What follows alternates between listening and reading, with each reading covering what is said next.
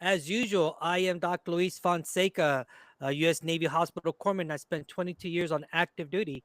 During my tenure, I was involved in the Battle of Al Nasiriyah and then in the first push into Iraq. And due to my actions on that day, I was awarded the Navy Cross. Today, we are down one host, and we wish Nate all the best this evening as he is spending some much needed quality time with his kids. So that is where our uh, token grunt is at. As usual, even though Doc Barry is a board certified psychologist and psychoanalyst, he is not your board certified psychoanalyst or psychologist. So if anything comes up during this interview, we encourage you all to please go seek your primary care physician and your mental health team. Up next is our my partner Doc Barry. Hi, folks. My name's Andrew Barry, also known as Doc Barry. I am a psychologist and psychoanalyst, and I specialize in working with veterans and first responders fighting with post traumatic stress disorder related issues. I'm in private practice here in Niskayuna, New York. And Michael Wright, United States Marine, is our guest this evening. And I was fortunate enough to meet Mike locally at a local gun store. And we just started jaw-jacking about one thing and another, and Mike, you can tell as much of that about that intro as if you want. And kept it in mind. He found me on Facebook. He has seen what we do with the webcast, decided to come on board. Welcome aboard, my man. Good to have you here. Thank you. It's an honor to be here. Anything I can do to help out veterans in the community with either my own struggles or some of my background, just what I want to do. Awesome. And I think that leads a good segue talking about, helping out and supporting our fellow brothers and sisters uh, with their own struggles. I get the pleasure this evening of introducing our guest, Mr. Michael Wright. Growing up in an abusive environment, Mike faced significant challenges early on, including the harrowing experience of being bullied. Excuse me for that tongue tie. Of being bullied throughout high school. After graduation in 1996, he enlisted in the United States Marine Corps in 1999, undergoing rigorous training at Parris Island, South Carolina. There, he served in golf company, confronting both physical and health challenges, including a struggle with restrictive airway disease and pneumonia, which were unfortunately not addressed until much later on in his career. Throughout perseverance, Mike eventually served with the 1st Battalion, 5th Marines at Camp Pendleton, where he met his future wife. After a stint out of the service, he re-enlisted at the age of 28, so he came back into the service, achieving an impressive score in the Armed Service Vocational Aptitude Battery. So that's the ASVAB score. If all y'all were wondering what those letters meant, which led to an open contract placement. However, the journey wasn't without its battles. In 2007, Mike faced a critical turning point due to severe health complications from chemical exposure, leading to respiratory failure. Despite personal and physical challenges, he formed lasting bonds with fellow service members, enduring the heartbreaking loss of many of his comrades, and unfortunately, three of them due to suicide. After leaving military service, Mike returned to the automotive industry but struggled with mental health issues that had been long ignored. In 2015, after losing a job as an automotive store manager, he confronted suicidal thoughts that initiated a difficult 4 year journey of hospitalizations and mental health struggles. But there's hope.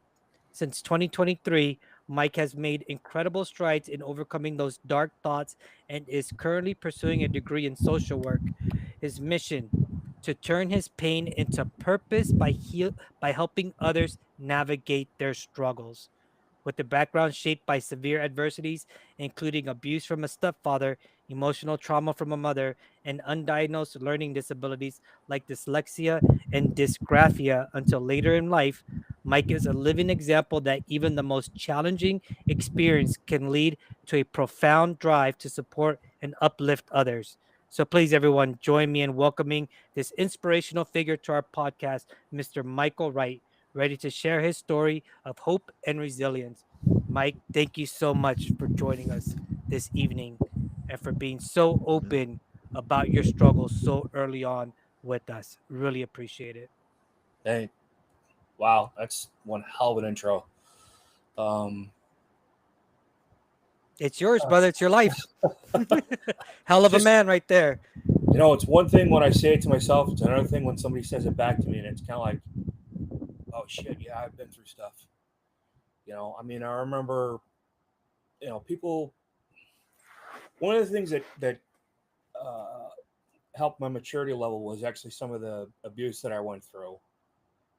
So while I was going through being able to almost be in a mentoring role while I was active duty, it faced people who were like, geez, I don't think I could do this. It's like, dude, just take another 5 steps. And it's not that easy, but it's kind of like, all right, listen, if I've been through this bullshit, this is a little easier for me. And kind of I kept attacking it from that angle.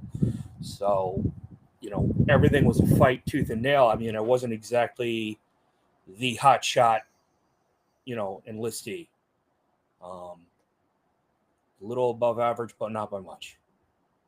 Some things were really good duck in water. Some things I had to spend a lot of time working on. While others, while I was on active duty, would be going out and partying on their, weekend retreats, everything like that. I'd either be studying or, field stripping my weapons or cleaning or field daying or something, like just trying to stay busy where I didn't have the distractions. So, come next pickup, come next Monday, come next whatever, I was just a little bit more prepared because I knew it was a struggle for me. So going from one aspect to another, that fight that makes us Marines where we don't give up. It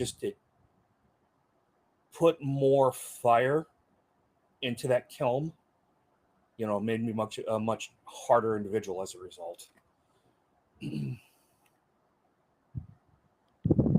Something you mentioned in that was you spoke about going through those struggles, those hardships early on in your life as a child, right? Allowed you to maybe mature a little bit. So when you got into the service, um, it made it seem a little bit easier. And Mentally, yes. right, Mentally, and that's what I was gonna say. I think that's the ironic, the irony, I guess, of those of us that were raised in not the best environment, right? It's you like, well, man, if it, you would think that someone that's always either getting yelled at by their parents, getting beat by their parents, um, getting told that they're worthless or a piece of shit, they're not going to amount to anything. Like, why would you ever go into especially when we came in, right? Why would you ever go into the service where that's all they do? From the moment you step onto boot camp, you get told that you're worthless. And I would sometimes tell people, like, because what I got dealt with by my father was a lot worse than what my drill is. Well, we have RDCs in the Navy, right? Recruit drill commanders. You guys have drill instructors. What they handed to me is nothing. That's minuscule. That's Mickey Mouse shit compared to what it was growing up, right? they say, especially where you're going through recruit training, it's 90% mental. Mm-hmm. Well, it's actually 80-20, really, but it's a huge thing is just the mental breakdown. How to overcome mental stress. And they don't say that up front, but that's really what it's for. So if you come into a hairy situation like a firefight, mortar attack, or anything else, where you're tired, you're hungry, it's hot out, you're, sweating buckets, something happens, you are more mentally prepared downrange to act in a certain way to make sure that you survive. Yeah. That's where that harshness comes from. And sorry, I'm not exactly the best public speaker, so I'm nervous. So I'll have to excuse me. I'm doing the best I can. Yeah, I'm probably doing all right, but just you'll have to bear with me a little bit. I'm nervous. I know I'm in good company. Just people people struggle with different things. Public speaking for me has always been one, but I've always been told I've been pretty good at it. Yeah, Go yeah. figure. It's very It's all good. dialectical. Two opposites could be true at the same time. Absolutely, 100%, 100%. Well, Michael, let's start back a little bit from the beginning. Where'd you grow up and eventually end up joining the Marine Corps out of? Rotterdam, New York. Okay. I And wound did you up. always know? Go ahead. I remember when I was in 10th grade, I was one of the things that got me interested in Marines. And actually, my mother, when she was alive, she said I always wanted to be a Marine. I don't remember most of that stuff because I was very young. But I remember being at Mahonason's discus training field when I was in the 10th grade. I was small. I was like 120 pounds then. Discuses aren't light, neither are shot puts. Throwing a 15-pound shot, when you don't have the kind of weight to oomph it behind you, it's a struggle. So this guy sat there, and I remember it was his old school Bronco. He watched me for half an hour because I had a orange cone at about 100 feet out when I was throwing discus, and I was doing the triple spin. So I was using a lot of technique, because I didn't have the size, I didn't have the muscle back then, so a lot of technique. And this guy sat there and watched me for like half an hour. I'm like, oh, all right, well, we're on school, whatever. And if the discus progressive didn't hit that cone, I would drop down and I would do 20 push-ups to try and force that muscle mass. So this guy winds up getting out of his Bronco, and then I see him throw his cover on. I'm like, oh, he's a recruiter. He comes up and talks to me. He's talking to me about, enlisting. And I'm like, I'm only 16. I've got 2 more years before I can do that. And he's like, oh, good to go. It's after having like, another 20-minute conversation with him. But I remember I'm in school. I'm at Hudson Valley, and I'm going through their ASEP program. And I was actually struggling. I knew college with my learning disabilities was going to be tough. That's why I chose a community college versus a big 4-year college to start with. I wasn't doing well academically, and I got a call out of the blue from where the RSS, the recruits station, was actually out on East Greenbush at the Route 4 and 20. This was back in the late 90s, and I remember the top Master Gunnery Sergeant Elwell had a lot of work to get some waivers for me. Because I grew up, I had childhood asthma that I had outgrown, and by this point, I was riding about 100 miles a day on a mountain bike.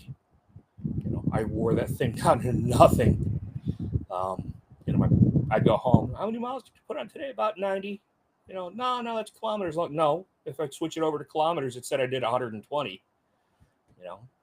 So it took a little convincing to get the parents to go. But where would you go? Delancey, all over Rotterdam, Five Corners, High Bridge, down to Union Street sometimes, visiting different friends,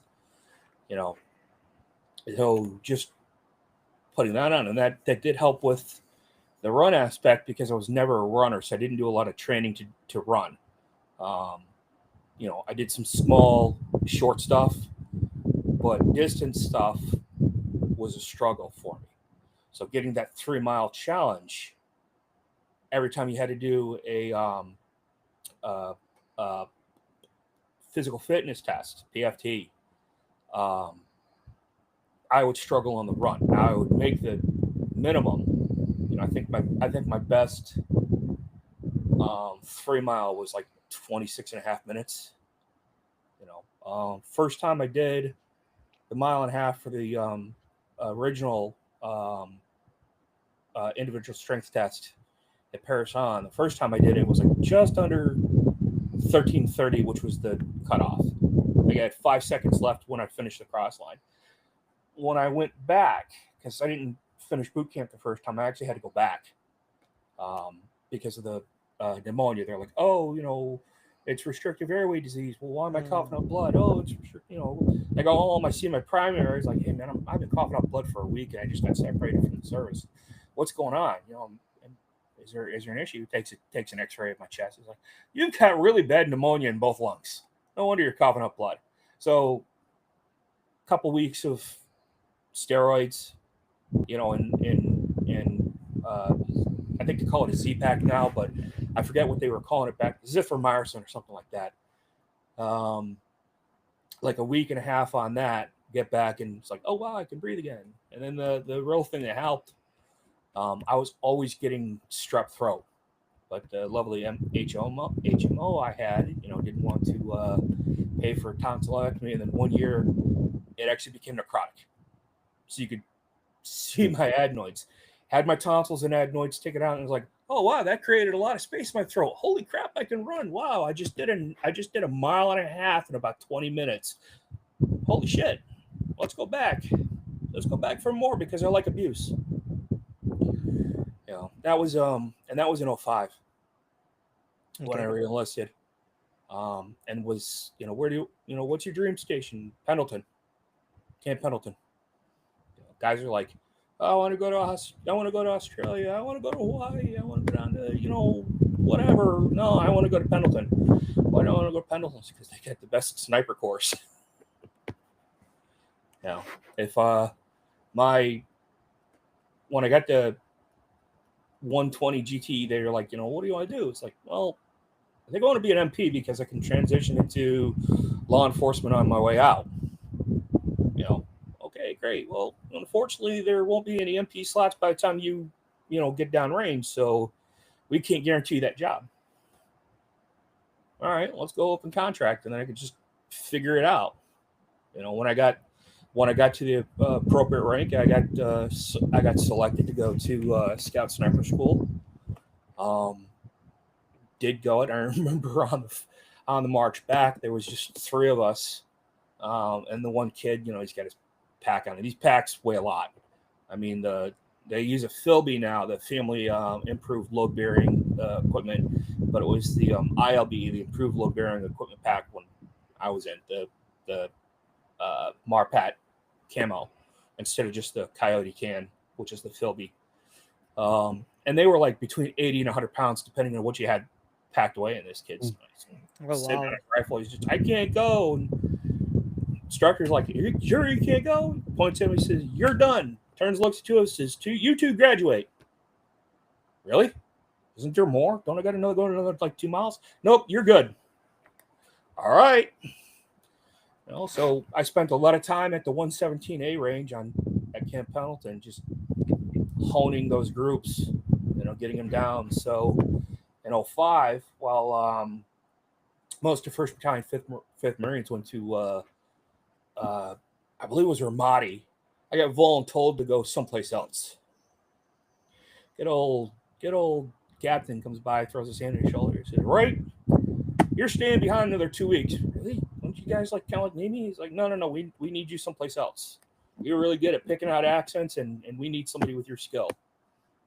I would be able to, with a high percentage, I would hear my platoon mates, from all over the U.S. and be like, hey man, where in Kentucky did you grow up, or hey man, where in Texas you from, kind of like that. And when I went over to Hellman, even like the guys from England who were over there, like some of the SASs, I'd be listening to them and I'd hear them talking.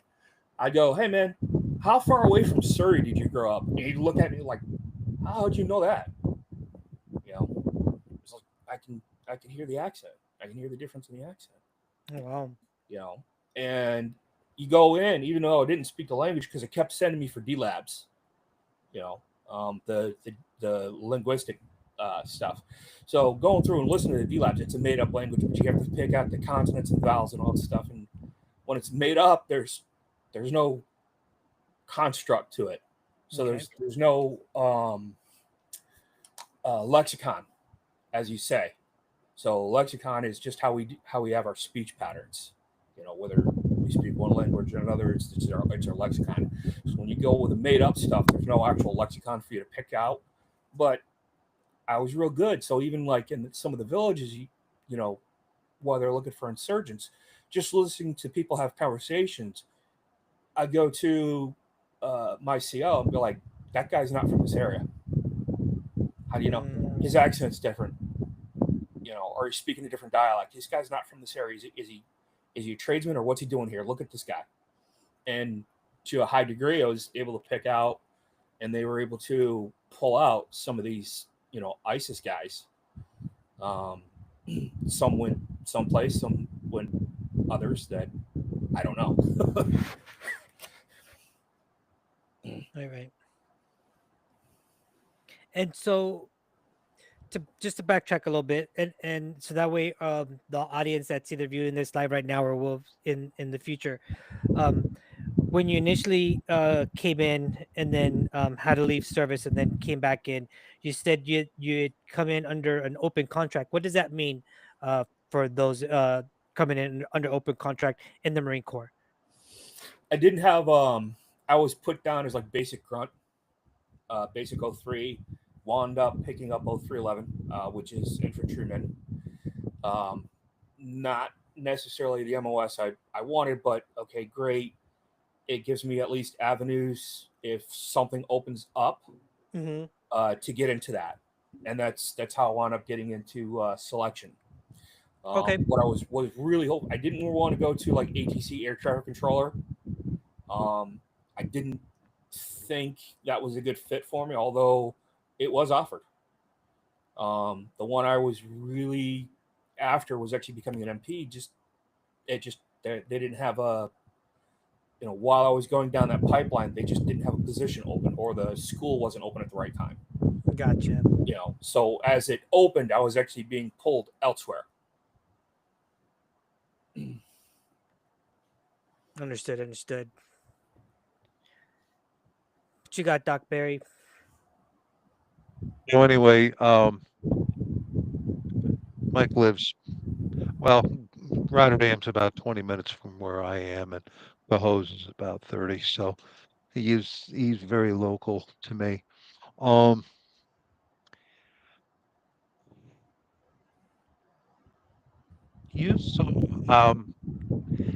As far as what we do here, I sent you the only if you're okay with it.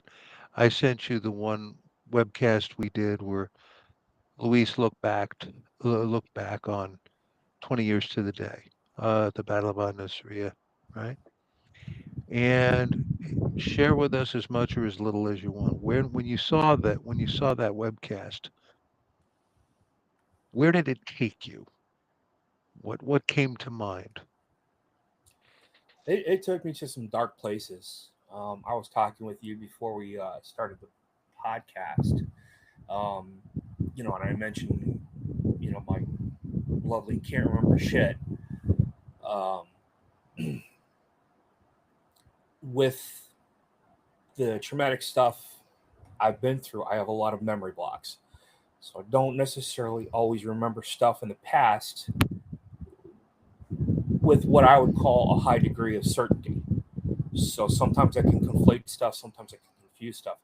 It's a part of a big reason why I don't talk about my time in service often, although I do remember this one time, we're taking rounds from insurgents, coming out of the top of a structure. It's not like they had big high rises, where we were. They were usually like one story, but you'd have people crawling up on the roofs. They'd be lobbing like RPGs at you. They'd be lobbing like AK rounds at you, all kinds of shit. And I ducked down because I was changing out a mag, and I remember seeing this kid. I was 28 at the time, getting ready to turn 29. And I see this kid. He's tucked behind this wheel of this Humvee. He's huddled up. He's got his rifle like this. And I just made eye contact with him, and I could tell him he was scared. Right, popping the mag because I'm a lefty, so I tap with the other hand, and I get ready to stand back up, and I make eye contact with him and said, "Hey, at least it's not hot out." I think it was about 115 that day. So I go, "Hey, at least it's not hot out," and it was just enough to get the kid to snap out of what he was going through, where he got in to go and do some work. And he did some really good good work that day. And he wound up going home at the end of the day, which is what we want for all of the guys. Some of the guys I knew and trained with, didn't. They wound up coming home under a flag.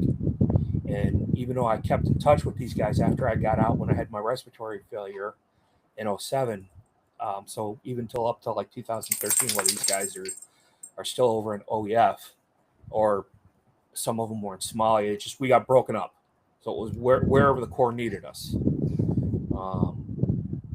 Stuff would happen. They'd come home under a flag. And these guys were all over the U.S. It's not like I had a bunch of guys from New York I stayed with the Battle Buddy program. Like my one friend Barnes, who I lost contact with. He and I actually went through Fox Company together through the Battle Buddy program. We met at the Best Fitness in Albany, where Westgate is, and that's how we became friends.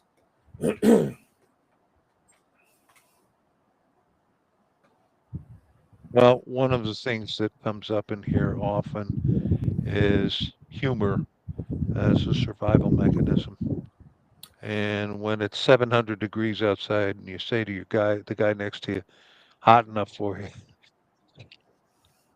It works, man. It works. Friends would be, when they knew I was going overseas, one friend goes to me and says, "Hey man, it's gonna be hot over there, but at least it's a dry heat." No, it's not. You get all that snow. You get all that snow on the top of the mountains. It comes down and it gets humid. It gets humid as hell. Yeah, in those winter months, right? Oh yeah, and then you get monsoon season as well too out there too. So guys are over in Iraq doing Fallujah, doing Ramadi, everything like that. They're coughing up sandstorm. I got titanium in the sand coming out of Afghanistan.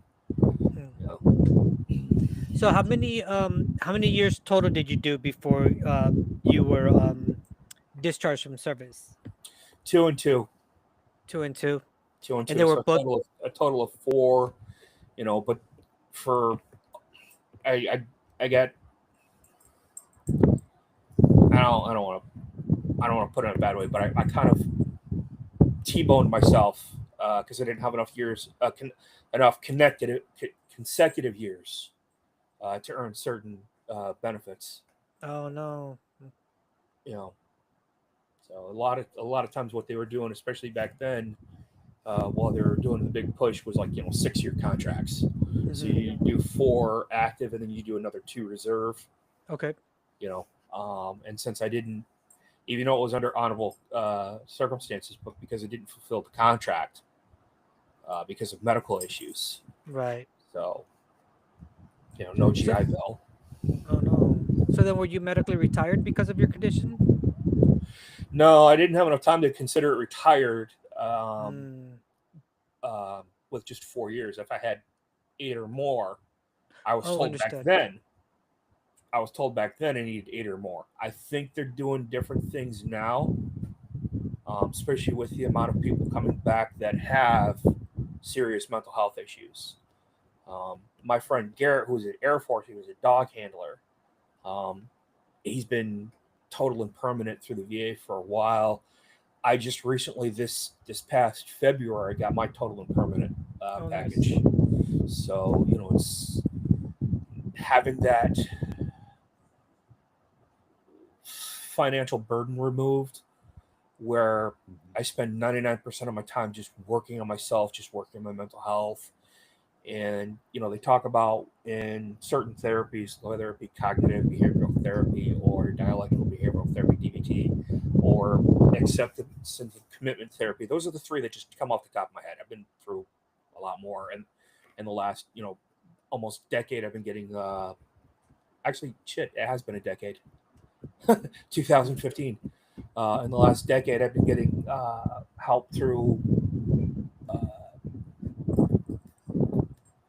mental health. Excuse me, I'm sorry. Mental. I'm sorry. You're good. Mental health issues. They talk about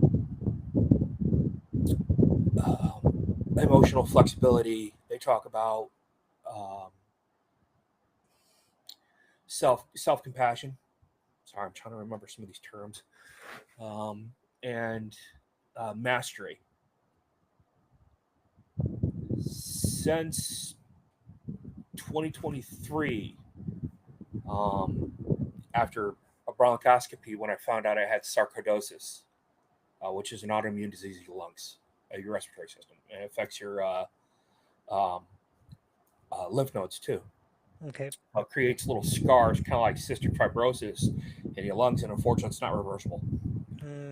Now, sarcoidosis can be treated either by steroids or sometimes it just goes into remission on its own.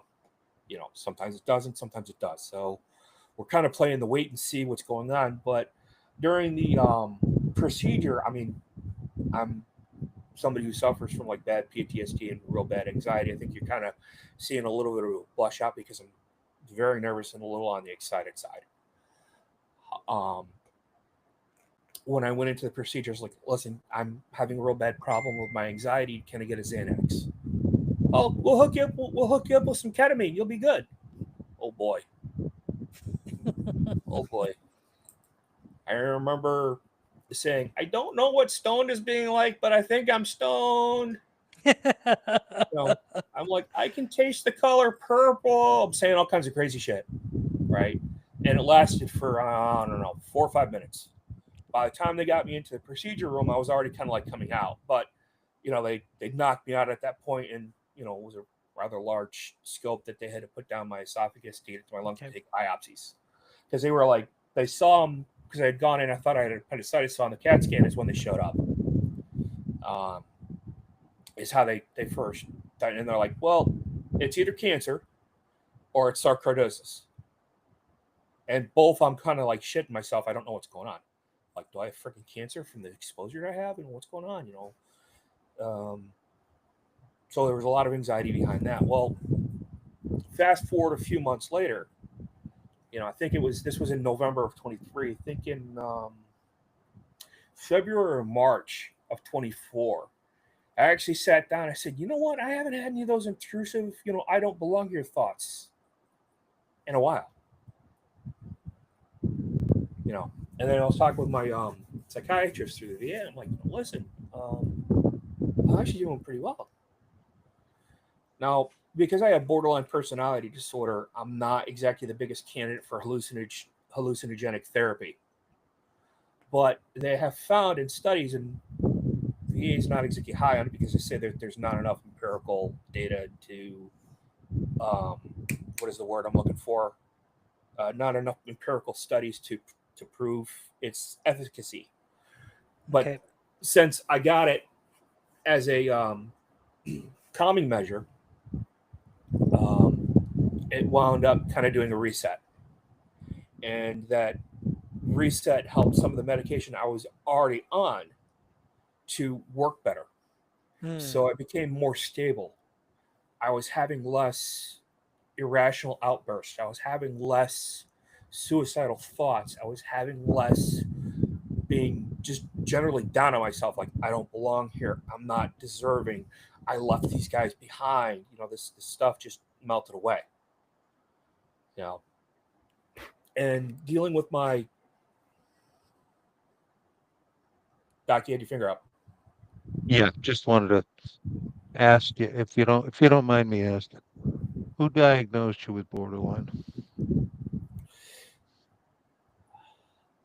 I was at Pinnacle Behavioral Health. Borderline personality disorder, complex PTSD, anxiety, depression, suicidal ideation. Okay. The whole nice DSM-5. I got diagnosed with half the freaking bug. The reason why I'm asking is, what I have heard from quite a few people is, sounds like this diagnosis took place after active duty. What these clowns will do is diagnose a guy with borderline when he becomes symptomatic while on active duty, and that opens the door for our wonderful government to hose a guy out of his benefits because of it being a quote unquote pre-existing condition. But still, it's still a very damning diagnosis. All right. And what I am emphasizing here now, I'm not diagnosing you one way or the other. That's not my role here, but complex PTSD can be very similar to borderline personality disorder. And that's unfortunately people go to BPD who have no idea what they're doing. So y- don't don't believe everything that's in your. I guess that's the point I'm trying to make. Okay. One of my hospitalizations actually was at Albany Med. The quacks there were like, "Well, we, we think you have bipolar too," and I'm like, "Yeah, oh really? What's your reasoning behind that?" I don't spend a lot of time in manic, episodes where I'm up for like days at an end, and I'm not rambling out of my things. I'm just the quiet guy in the corner, watching everybody. I ask some questions every once in a while, but where's the manic behavior? And I questioned that hard. And then I went back after that hospitalization. I believe that was in 2017. This is before I finally got connected with the VA. That was a gut punch. I originally got 60% because of the uh, respiratory failure while I was on active duty. And then I didn't even know it was a comp and pen meeting. I just thought it was a pulmonologist, right? Had a PFT, right? Now, I was diagnosed out of the military with chronic obstructive pulmonary disease because of how often I would contract bronchitis or pneumonia. Not because I was a smoker. Never smoked a day in my life. I didn't really even hang out with smokers. Even guys that just chewed tobacco, I'd be like dry heaving in the background. Is sorry, this is me. Um, but my primary, it was in 2009. The same time they realized I had obstructive sleep apnea. He's like, listen, you have a obstructive sleep apnea. We believe because it's while you're sleeping, your respiratory is not behaving correctly. Um, so you're struggling more than you needed to breathe. So they hooked me up with a um, CPAP machine, that lovely Philips Dream Station that got recalled, which is why I have sarcoidosis now. Yay! But I'm in this. It was 2021, just before I was supposed to have surgery on my neck because of an auto accident I was in, where a woman slammed to the back of my Mustang doing 40. I actually came up to the car and said, "I'm sorry." This woman was like in her 50s. "I'm sorry, I was texting." This is after my head slammed into the steering wheel and bounced back. And that night, when I knew I had a concussion, they did a CAT scan. Yeah, you got 4 herniated discs in your back and your neck. Oh, is that why I have lightning traveling down my arms into my fingers? You know, right before this, and it was in November of 21. I go, and I didn't even realize it was a common pen meeting. I just thought it was just a respiratory guy. And he's like, "Well, your COPD improved, so we're gonna actually cut your benefits, from 60% to 30%." Right? Talk about a gut punch. Now that is some of the struggles I've been through, because it was a huge fight to get to where I am now. It wasn't until 2024 when they finally said, "Okay, yeah, your PTSD, from your time in service, okay, we're going to service connect that." And it was just constantly a fight with VBA. I'm sorry, Veterans Benefits Administration. There's VHA, Veterans Health, which is the hospital side. And then you have your bureaucrats, the assholes, sorry, that work at the VBA, the Veterans Benefits Yeah. Administration. And those are the ones where you send your claims to, and they rubber stamp denied, and then you got to go and jump through all kinds of hoops, whether it's higher level review or you got to like resubmit, or anything else like that. And I will actually say, from my experience from the 2 higher level reviews that I had, where they came back and said, "Nope, we didn't actually assist the veteran properly." And I wound up getting a total combined of 80%, between the respiratory and the PTSD. So I got a combined of 80, and then I kept fighting it because I was trying to get IU, individual unemployability, and I finally got that when I got total and permanent this past February. Now, for the longest time, because I didn't feel worthy, people were like, "Well, aren't you getting help through the VA?" I'm like, no. There's guys that are way worse off than me that I don't want to take away from them. I don't want to take away from them. And then it's like not necessarily about me, but advocating more for myself. Well, listen, I've earned this. Let me try and get it. All right, I got a little bit. Okay, great. You know what? I like a fight, so let's just keep fighting for it and throwing it at the wall like spaghetti and just seeing what sticks. So I just kept going after it and going after it and going after it. And then finally, I got to where I am now. And where I am now has afforded me the opportunities to not have to stress about bills. Make sure that the rent's paid, make sure that the bills are paid. It sucks I'm going through divorce, but I'm maintaining the house. I say I'm struggling these days, but I also say if I'm struggling, then I'm still trying. I haven't given up. I haven't surrendered. So yeah, I might Nice. struggle. I'm sorry. Oh no, I was just saying. Oh, that's nice. I like that thought process.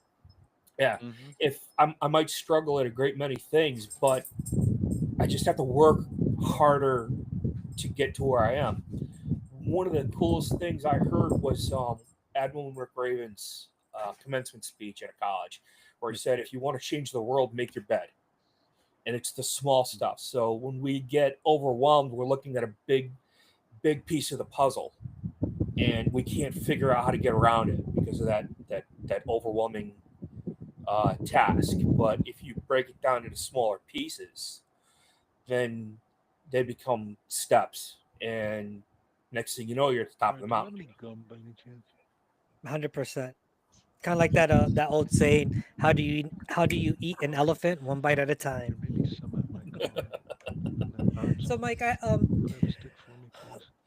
since we're talking right now about your transition out of the Marine Corps and then going into the VA, what happened on active duty? Was it a single episode that put the gears in motion in order for the respiratory issues to come up, or was it like you said, several of them, repeated pneumonias, bronchitis, whatever it is, that eventually raised the flags for I didn't have a lot of. I would get sick. I would get respiratory issues. Instead of just being like your regular cold or flu, it would turn into an upper respiratory, but not a lot. It was after I had my respiratory. The wind shifted and at the fob while they were doing a burn pit, and it came right into the tent that I was in. So I get engulfed in just all these nasty chemicals. Right, I come out, I'm coughing. Next thing you know, I'm coughing up blood. Next thing you know, I'm blacked out. Next thing you know, I'm waking up. I'm on a C-17 leaving Germany because I went into a coma for 2 days. Because literally they went down. So I went down. I went down hard. And I didn't know what was happening. There's this flight medic. I don't know who he is. He's shining a light in my face. I got tubes coming out of me. I reach up, I grab him by the throat. I mean, I did not know where I was or what was going on. The plane captain's coming running down, or the flight captain's coming running down. No, don't kill him. He's a doc. I got tubes down into my throat, so I can't talk. Because they had me intubated. But I woke up, while this guy happened to be like, I don't know if I was slowly coming around, but I just kind of remember all of a sudden the lights were on. It was dark. I'm like, am I caught? Am I in a cave? What the fuck? Sorry. No, you're good. We don't censor nothing around here. Try to keep it PG-13 as best I can.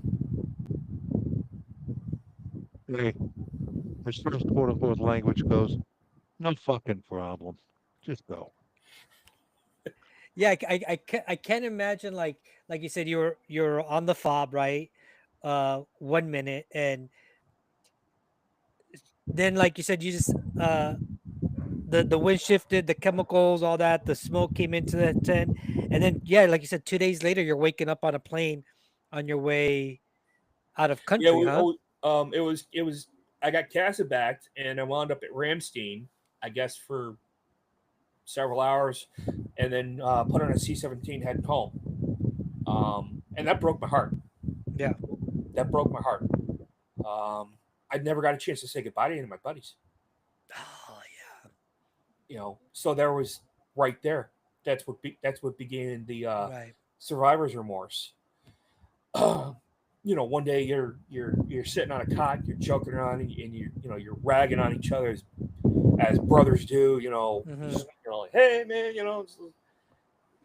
this, that, or the other thing. Just I was talking with somebody not too long ago. I think it might have been in a group, a VA group, because I do a lot of hybrid therapy, so I don't have to actually go to the VA. So I'll hop on the tablet. They can say goodbye to me, and I'll get with them. And it was like how we talk to each other. How we and you guys, I think, can remember. The amount of shit we would either throw on each other or take. Hey, better part of you ran down the crack of your mom's ass. Oh, really? What's your excuse? Are you a C-section baby? Because I don't see you laboring a lot. That kind of talk to each other. But it was harsh, but it was with the best intentions at the same time. If you didn't get made fun of, if you were the guy that they didn't make fun of, they didn't like you. Yeah. So Yeah, no, that definitely, like I said, has to be really hard to be with the boys out there, right? Or if you're in an integrated unit, the boys and the girls out there, and then next thing you know, you're on a flight home, and everyone's still out there pushing the mission, right? And yeah, and I and I spent think I spent a lot and of time in mixed bags. yeah, and let me get your take on this. I would assume that it's also different feeling and mentality having to go home early because like you said due to a respiratory issue vice if you were to unfortunately have stepped on an IED, lost a limb, got shot, what I'm saying, doing a mission, right? I think there's a little psyche that you're that people like you, other Marines, any of us in service that went down range, I think that's a different psyche that plays with you. Like I said, having to leave a little bit early, not necessarily because you were wounded in a combat event, but because you felt ill or whatever. So I can see how that could play with your mind, fuck with you, Yeah, and then you wake up in a dark, very noisy airplane, like you said, with tubes coming out of you, not knowing what the hell is going on. So. it was a rough transition. Mhm. It was about 2 months in a naval hospital and then a wake up. So I was put in. Um, they didn't they didn't they didn't they didn't send me to Walter Reed. They sent me to just shit. My mind's break. I can't remember the name of the naval hospital I was at, but it was on the East Coast. Bethesda? Yeah, they were Bethesda? going to separate me back to New York, so they were like, "Well, we'll send them East Coast rather than to Pendleton, and then transition them from Pendleton back to New York." Right. I was done at this time. I was already done. They're like, you can't. The commandant at the time was like, if you're not deployable, we're going to separate you. Right. And I was no longer deployable at this point, so I wound up getting medically separated. It was in June of 2017. Okay. I shit on Millie all the time, but it was actually Berger who I think gutted the Marines the most, getting rid of the armored division, getting rid of this sniper division, rolling them into recon, and then you just rolled in a bunch of squad designated marksmen. So you get your regular rifleman, and we're just going to hand you a Mark 12, or something a little bit more accurate. Okay, you're the designated marksman guy. What am I supposed to do with this? Yeah. It's like you don't have that extra skill, because that element of being a sniper is a big force multiplier, and 99% of what we did was just intelligence gathering. The other 1% was doing Overwatch for exfil. Right. So going and having the patience of a saint while it's a million degrees out, you got a crap ton of gear with you, and you just have to focus on a specific area and be very concise on what you see as you're sending it down the chain. Because as we all know from group activities, you say one thing to a line of people, by the time it gets down to the last person, that message has changed. Right. So this one op, I remember being up for 96 hours straight. Wake up at 10 o'clock on a Monday, go to sleep at like 4 a.m. on a Thursday. By that time we were like, I think, less than 20 minutes outside the green zone, and I remember just putting my head down, and that was it. They stopped because the captain was calling for me, looking for trying to get information through RTO, and I happened to be on his channel, and he's calling for me. Where's right? Stop, comes up to the Humvee. My head slumped down. I got my Peltors up. I still got my Kevlar on, and I'm just out. And he goes to the front seater that's sitting in front of me. He says, "How long has he been awake?" Dude, he hasn't slept. He's been up this entire time. He just conked out like 5 minutes ago. We wanted to let him sleep because he gets scary when he's grumpy. This is like a 19-year-old sitting in front of me. I'm getting ready to turn 29 at the time, and I'm still a corporal. I was just a couple months away from making sergeant. When I got separated, which was a huge gut punch, because my goal was actually to be in and make gunning. I wanted to be an E7. So What did you eventually, Go ahead, Doc. You're good. Mike? Yeah. What did you make it up to eventually? What was your last rank? Say again? Your last rank. Yeah. Oh, What was your corporal. Corporal, E4. And so, Mike, when you initially joined the Marine Corps and then came back in, was your plan was to make it a career then? I wanted to do minimum 8 years. Okay. Two enlistments. That was the deal I had with my wife at the time. She's like, you can go in for 2, but no more, because she didn't want to. She was very sympathetic to how, especially after post 9/11, on how much I would pay attention to what was going on overseas. And I had a bit of guilt going on that I was struggling with, because I'm like, listen, I'm able-bodied. Why am I not doing this? And one night we just had a conversation, because I got offered a $120,000 sign-on to go Navy as a Master at Arms. And I turned it down because I had just started dating my soon-to-be wife. I was back home in New York at this time, which is where I met her. Sneaky Pete's, which used to be in Albany, which is now a ShopRite. Good times. And about 6 months into the relationship, I get a call from a recruiter from the Navy. He's like, "Hey, listen, with your background, you'd be great as a Master at Arms, because you know how to talk to Marines." I was like, "Shit." He's like, "Yeah, we'll offer you $120K to come and sign on." Conversation. What is a Master at Arms, for those of us, including me, who don't know? Master at Arms is basically the ship's police. You are say if you're on an aircraft carrier where there's 5,000 people, on something that's smaller than Long Island,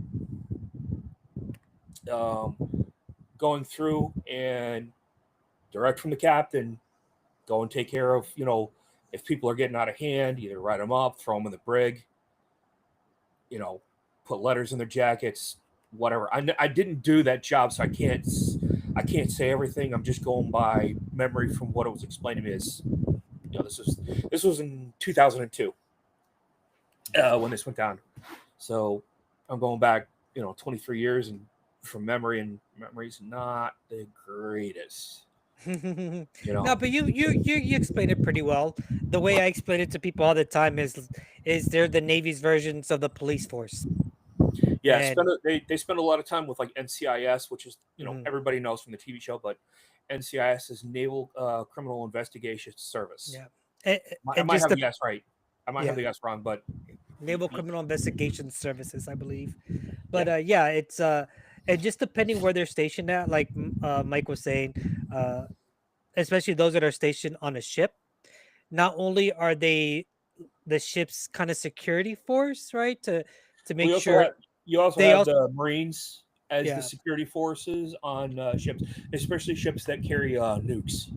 right. Um, So oh, and that's the big distinguisher between like when we talk about Marines coming on board a naval vessel and providing security. The Marines are more providing that, I guess what you would consider a Marine security, right? Like, manning the big guns. Don't get me wrong, we have gunners mates that man the 50 cals, and we have other weaponry on board the ship that only fire controlmen, can either arm and or push the red button to have them fire. But yeah, Master at Arms too, the Navy guys took care of all the fire control stuff.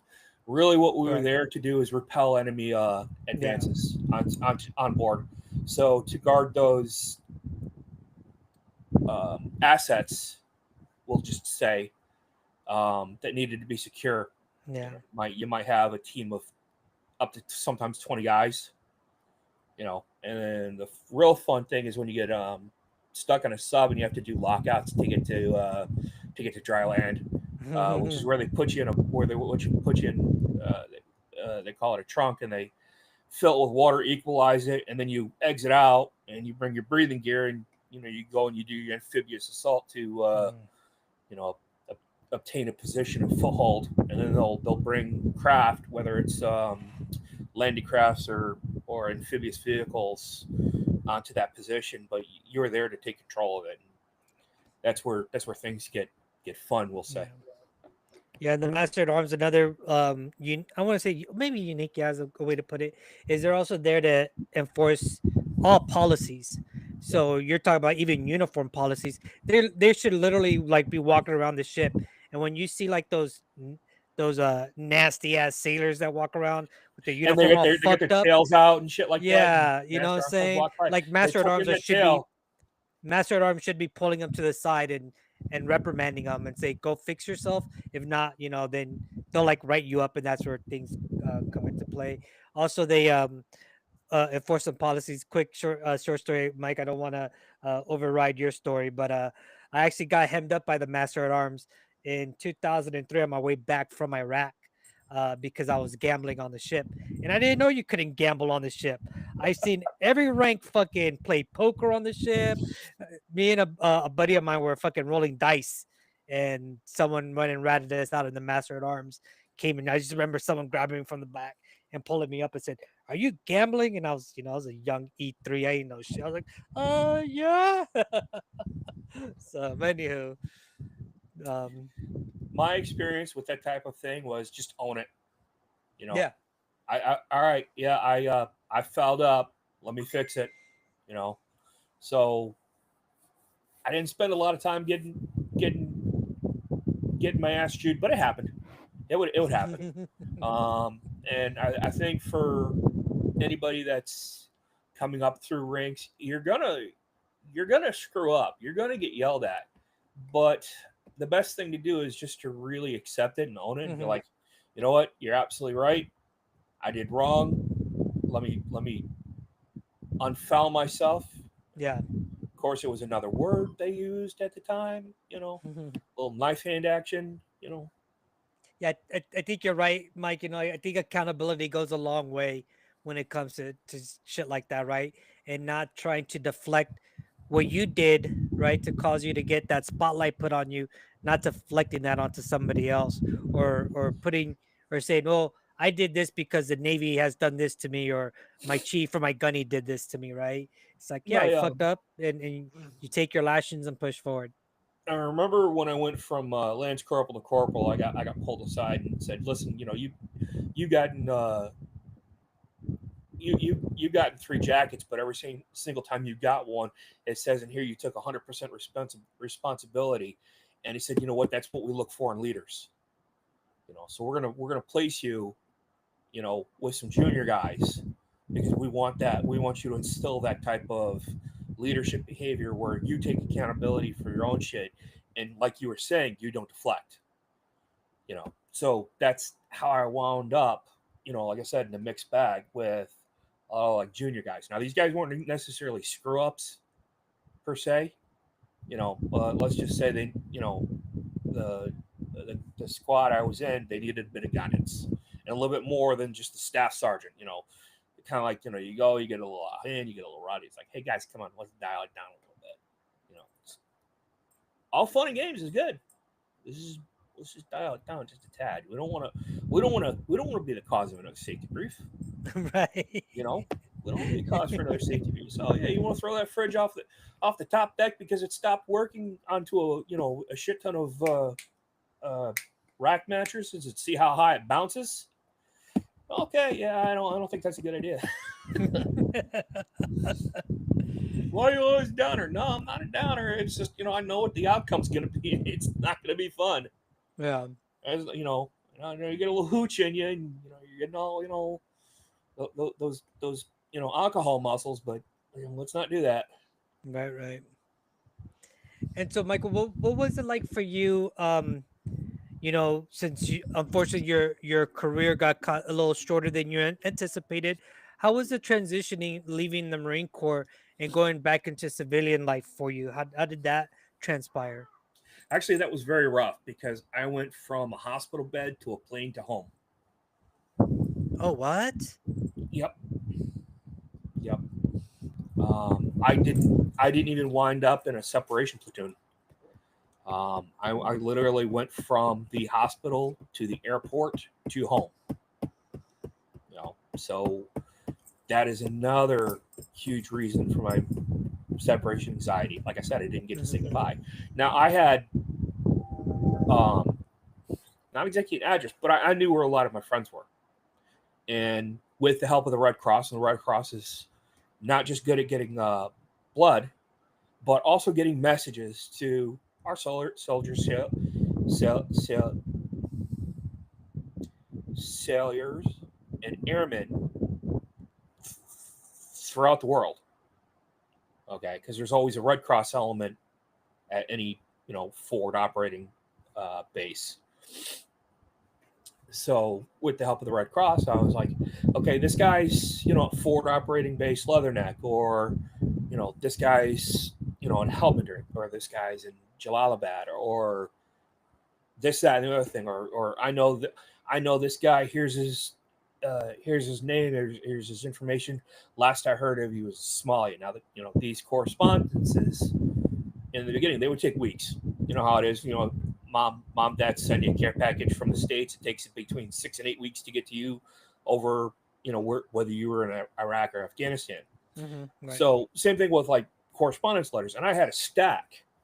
Sorry, trying to do this on camera with the dog. I had a stack like this of letters from these 13 guys I was still in contact with from my perspective unit in 1st Battalion. And I remember getting the first letter saying Snyder didn't come home. It was actually a letter from one of his guys on his base. He knew I was sending letters, and I got a to whom it may concern. Snyder didn't make it home. I got one from this PFC, and it was really graphic. He was talking about they were online clearing out a village, and one of my friends stepped on an IED. And He described the concussive blast, the ringing in his ears, getting knocked onto his ass, standing back up, trying to figure out what's happened, and then he realized he's got bits of my friend stuck to him because he turned into a proverbial pink mist. Right. Now this blast wounded like 4 other guys because there was a 5-meter spread, and they were going into some rinky-dinky shithole, in the middle of nowhere, looking for ISIS elements, and the guy stepped right on an IED, and a lot of us were, we got grow chits, so we were growing. We didn't have haircuts, we had beards and everything like that, and the idea was, you go into like some of these villages and you're trying to get thing, and you don't have a beard in their culture, they make fun of you. You're not mature. So okay. You get women over here, you see it, they'll dye their hair different colors. Well, they dye their beards. So you'll see they'll boil onions to get to dye from it. They'll have purple beards, or sometimes red or something like that. But anything other than just like your regular white. And to kind of win those hearts and minds, they would tell us, okay, start growing. Grow your hair out, grow your beard out, blend in a little bit. So you go in with the regular guys, they're all clean shaven, they're high and tight and everything like that. You got a beard, you got almost a ponytail going back and then. Villagers look at you as like, that guy's not normal. That guy's not normal. Just tell him what he wants. We want him to go away. That guy's not normal. He's not like everybody else. And next thing you know, you develop a little bit of a relationship and rapport because they see you as we come by for patrol and everything like that. And then they start feeling a little bit more comfortable. And next thing you know, that they're actually telling you where the people are that you're looking for. Right. So that's that winning that hearts and minds element. And sorry, I'm scattered, so I'm all over the place. I apologize. No, you're good.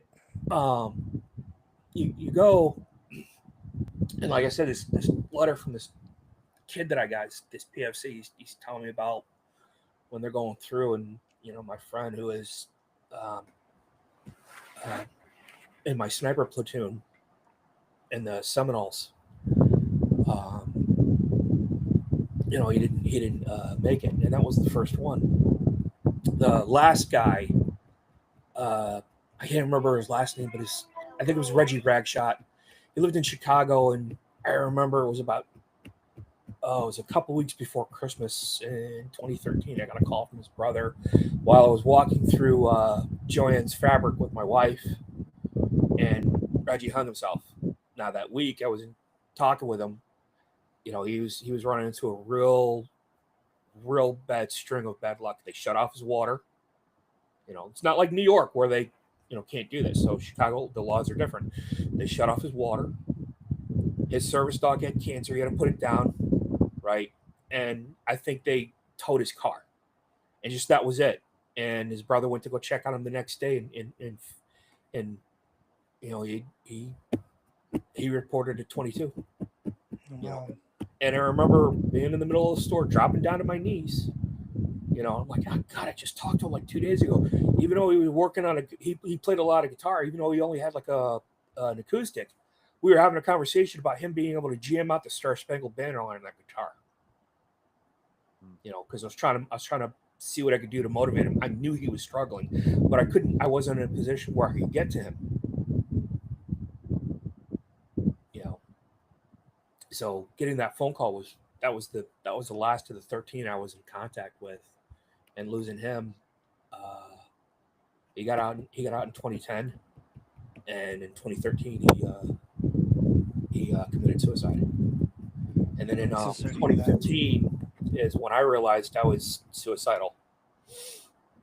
I had worked my way up from just being a regular mechanic to an assistant manager to actually the store manager for a large chain.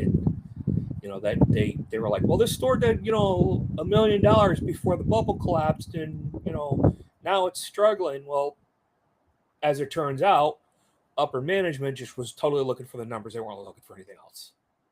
So it was a revolving door of people, and I didn't realize this coming in. Otherwise, I might have turned down the position. But coming from a dispatcher at a dealership, to being offered the role of manager, making, minimum $68,000 a year, yeah, I'll jump on that. I'll do that all day long. I'll work 6 days. I'll work 6 days a week because I want to make sure things are going smoothly. And I was just starting to get the people to start coming back to the store when I had an incident with some millennial girl, and it was a $45 discrepancy. $45 for a belt, $45 for labor, $90. Circle it. I sign it. She sign it. We do the work. Just getting ready to finish up the job because we were putting a serpentine belt on her Volkswagen. She was like, well, why does it say $90 on here? We talked about 45. It's like 45 for labor, 45 for the belt. That's 90. You signed it. I circled it. No, you said 45. And going back and forth. So finally, I was like, all right, I'm not dealing with you. And one of the things she said, she says, you should kill yourself because you're ripping people off. And that just crushed me. That somebody would be that low to tell somebody to do that. And here I am. I've lost friends. About 2 weeks after that, I lose the job. And I'm sitting on the couch, and the week actually I had come home from the service, I found this little black and white kitty on Railroad Ave in Albany when I was going to Target. Mother cat got hit by a car, but it's this lone kid, and I'm looking for the other ones. Right? The thing was like the size of my palm. So here it is, fast forward. That was in 2007, 2015. Lilo was her name. She's not the most sociable cat to anybody else, but she liked me. She's sitting on my lap, which she doesn't normally do, and she's purring. And I'm sitting there, I'm feeling bad for myself. It's about 4 o'clock. And I'm like, shit, I actually think I want to kill myself. Call up my primary. He's just like, I'm not feeling right. I don't like what's going through my head. I think I need help. Right? They get ready to close at 4:30. It's like, can we call you back tomorrow? I says, I don't think I'll be here. I think I'm having a real problem. So I go in, right, and I was journaling at the time. I didn't quite understand the things I was feeling because I was very emotional numb, and that's the borderline personality aspect because of the numbing, where if you go through those types of trauma, you push it outwards, so you can focus. Problem is you push it out enough, it actually turns inward. See, depression is actually anger turned inward, turned inside, and that's where depression comes from. So you're not necessarily angry at the world, but you're upset with yourself, and you keep throwing yourself under the bus, and you keep saying, I'm not living up to my full potential, and this, that, or the other thing, and that's what turns into depression. And I kept sinking through, my nervous breakdown, and it took a couple years before I really hit rock, and I mean rock bottom. And I was cutting myself. I was trying to do all kinds of things to try and stop the pain because I couldn't see an exit. I couldn't see the light at the end of the tunnel, right? So I started writing, and it took about 4 years, and I wound up publishing a book, which I don't think has gotten a single sale on Amazon. But it's called To Hell and Back, You're Not Alone. And I talked about all the shit that I've been through, including when I was molested at 5. So that was the start. And then dealing with a physically abusive stepfather. My mother was married a total of 3 times. So she got divorced from my biological father before, about when I was 1 year old, because I have a sister who's 18 months younger than I am. But she divorced my father when I was 1. My sister was born 6 months later. So I don't know. You do the math. It never made sense to me. So her second husband, Danny, he was, I guess part of the 80s when they told you had attention deficit disorder. They just said just tough love. You gotta be hard on him to get him to conform, and that distracted behavior. You got to get him to pay attention. So you got to be hard on him. So I don't think that was a legitimate excuse for the beatings I used to take. I mean, Danny used to take out his belt, and I mean leaving welts. You're 5.5, 6 years, almost 7 years old, and you can't walk for 2 days because of the beating you just took. Right. When I was 7, he gave me the choice to go live with my mother because we were still living in it was kind of bouncing back and forth between Mississippi and Alabama, but deep south. So when I first moved back to New York when I was 7, I had that drawl. They actually sent me to a speech therapist to try and get rid of my accent while I was in 1st and 2nd grade. Because, it was like walk, talk, and chalk all sounded the same. And they would play recordings and I'd hear myself back. I'm like, I don't sound like that. And I think that's part of the reason why I started picking up on accents, even like from high school. Like we'd get the guy that just moved in. He was actually from Chicago and be like, hey man, where are you from? You sound like you're from the central area. Like, you from Chicago? Yeah, I'm from Illinois, man. Oh, okay, cool. Sorry, kind of tangent. Coming back to New York when I was 7, and Karen, I don't call her mom, so Karen, she was very manipulative. I remember it was one time, I guess I was acting out or something like that, and I actually wanted to leave the vehicle because she was yelling at me, and I got tired of her yelling at me at the age of like 10. And she's like, well, you can leave this car, but you're not leaving with any of your clothes because I own all that stuff. So she would use a lot of that. Well, if you don't do this for me, you don't love me. I got a lot of that. Now, dealing with that's hard enough. And then you go to school, junior high, high school, and, we know how junior high kids are. They start to get cliquey. They start to get nasty with each other. There's nothing worse than a 13-year-old cliquey girl. They're just monsters. We all know it. The bullying and stuff like that. And then it goes through high school because, it's like, hey, this kid, he was like big into martial arts, but he won't ever fight back. So he's an easy target. So yeah, pick on this kid, pick on Ryan. He's Mike Wrong, this, that, the other thing. So I heard all that. So, having kids like twice my size because I graduated high school, I was still only about $120. I didn't start putting on weight until about 1998, 1999. And I remember finishing one of the phases when I was in 1st Battalion Golf Company. And, we all did the physical weigh-in, and I finally weighed $150. I was like, cool, how many pull-ups did you just did? I just did 18. Yeah. Hot shit. What was your run? 28 minutes. Okay, well, you made it. Okay, yeah, let's try to get it down. So coming from a household where you had a parent manipulate you is very tough. And she would always tell me I wasn't good enough. You're not good enough. You've got a learning disability. You'll never. College is not for you. Go to a trade school. That's part of the reason why I wound up in automotive. And I remember when I did go automotive, how much it pissed her off. Right? Because I was like actually really good with cars. Real good knack. Good understanding about how cars run, fix them up. Because I was constantly working on my friend's cars. And she's like, but you're not getting paid for this stuff. I'm like, they're my friends. This is what you do is you take care of your buddy. So it's like what family's supposed to do. You're supposed to take care of each other. Yeah, but they're not your family.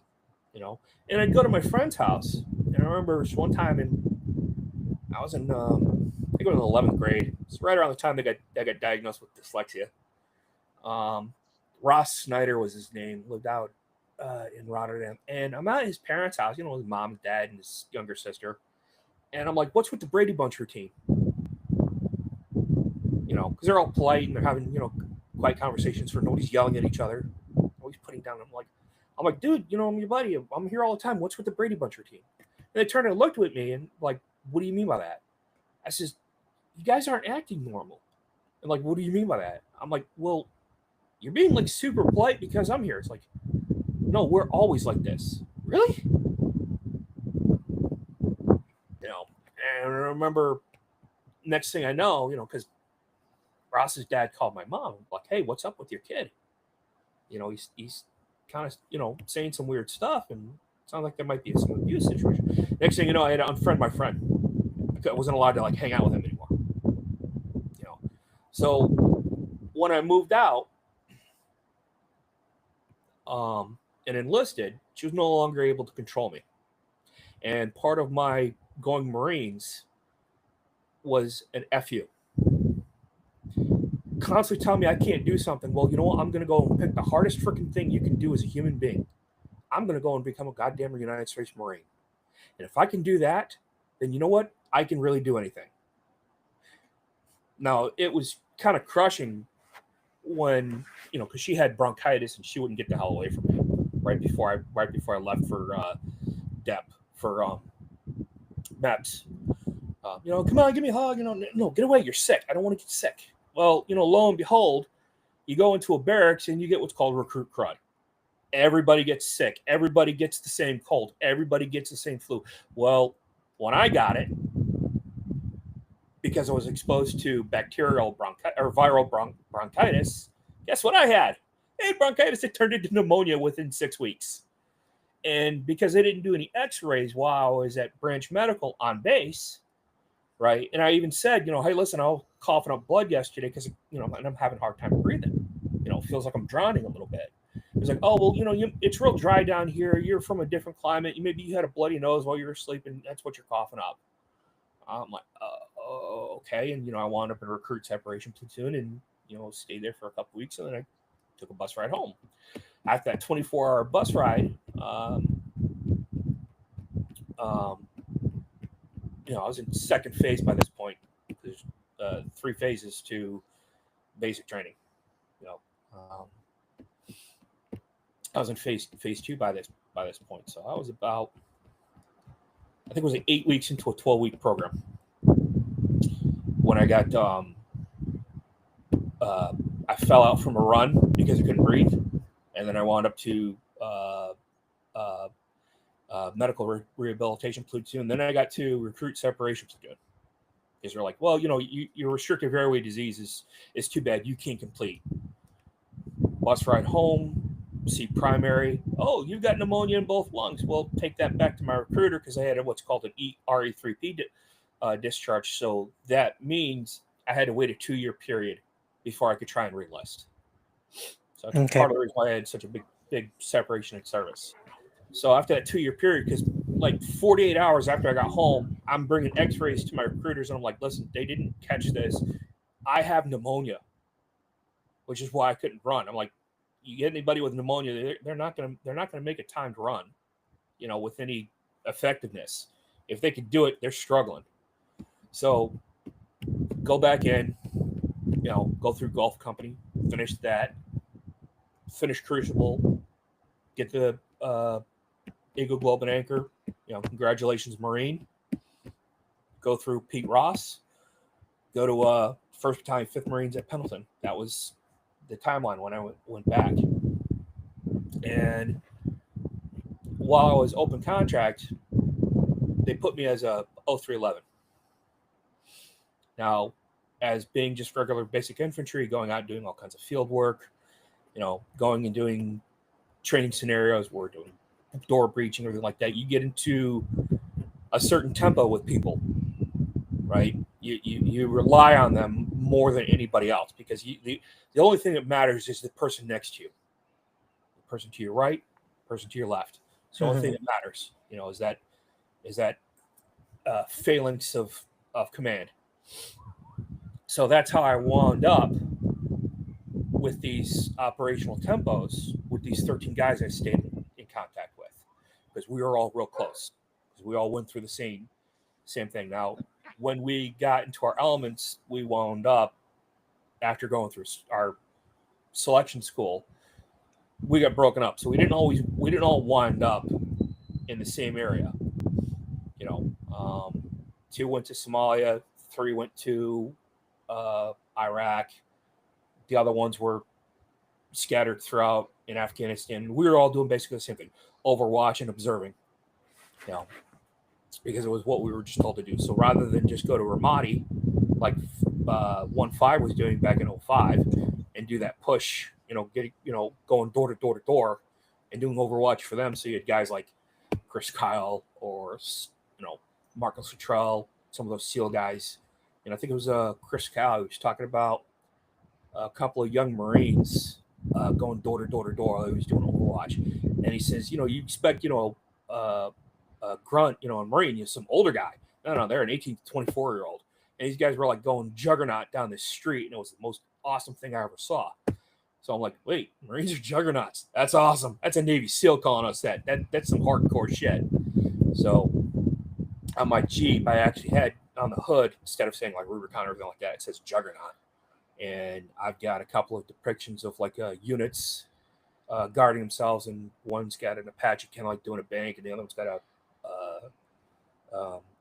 Cobra, coming in, for a scene, and it's that sage green, that army green Jeep.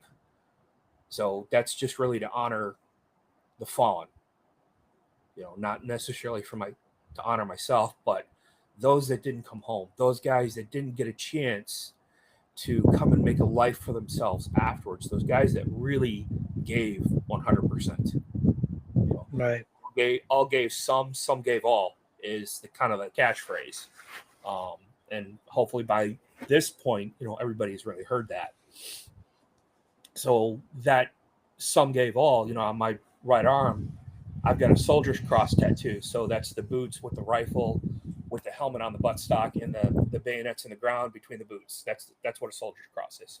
So that's the tattoo I have on my right tricep. On my forearm is a broken sword, which is overcoming adversity. And then I have an angel of death, not a reaper, but an angel of death on my left shoulder, and that's my fight against PTSD. As it's quoted in the Judeo Torah and in the Quran, Azrael, he's the archangel that would come down at the time of your passing and fight demons so that you could make it to heaven. He's not in the Christian Bible, but it was really cool when I had that tattoo. Somebody sent that to me and it's like, hey, Azrael, this is what he is. He's actually found, here in the Torah. He's actually found in the Quran. Unfortunately, he's not found in the Christian Bible. But this is what he does, and this is what the meaning for. I just really wanted a reaper with angel wings holding a sword in like a guard position rather than the scythe and the reaper. Okay. So, it's a gorgeous tattoo. It was like 8 hours worth of work from this guy Constantine from Mechanic Inc. He was a guest tattooist. It's this Monarch in Latham, and that's how I got hooked up with him. So, but that's to symbolize my fight with my own demons. And getting the broken sword, the Viking broken sword, is my continuing endurance. And even though like I said earlier, even though I struggle, I'm still trying. Well, that represents, overcoming adversity.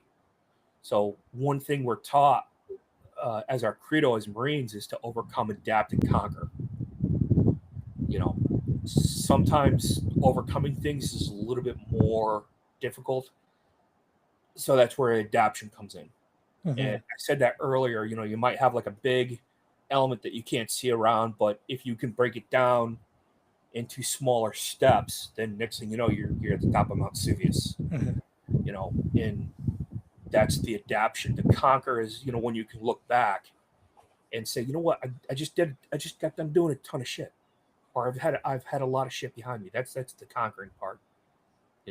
So that's the credo I still use today. I might not be an expert at conquering stuff, but if I can sit back and be compassionate with myself, and like when you did your intro with a lot of my abusive background, I conquered that. I didn't fold. I tried to, but I couldn't. Right. Even when I was trying to give up, something, even though I didn't want to admit it, something just said to fight. And I just got better at fighting.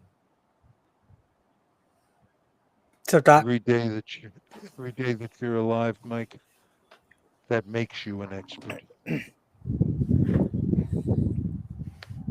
When you can step outside yourself, like I think I was trying to say, like you just said, if I can step outside myself and look through another set of optics. Perspective, as I heard it, through another veteran who's going through a similar thing when I went to Batavia for their inpatient IOP for folks struggling with suicidal issues and PTSD. I got sent to Batavia, New York for 3 months, and one of the other veterans, actually another Marine, older Marine, just one morning I'm sitting there with Flash, my service dog. You've seen him come up and kind of put his head on me because part of what he does is anxiety and PTSD response. You know, when he realizes he can't comfort me, he'll start howling. Dad's in trouble. You know, dad needs to get help. So had an incident, you know, in the middle of last week where people at school actually got to see him. You know, a student decided to use my disability against me in an argument. You know, I kind of flew off the handle. I don't care if somebody calls me an asshole or all kinds of things, but you know what? Don't mess with my disability. And it's not just messing with my disability, it's messing with people's disability, period. Yeah. End period, stop period, whatever. Just no. You know, Flash's hospital equipment. He's no different than a walker or a wheelchair or a cane. You know, he's medical equipment. He's a pet, but he's hospital equipment. He's necessary to my survival. Mm-hmm. You know, without him, they've seen me curled up screaming at the top of my lungs because I can't get certain images out of my head. You know, I'll sit and I'll start rocking. I've had panic attacks. I was actually at the VA for several appointments a couple months ago, and they actually did a countdown because they had somebody come and follow me throughout the day because I had a panic attack last 3 hours. Wow.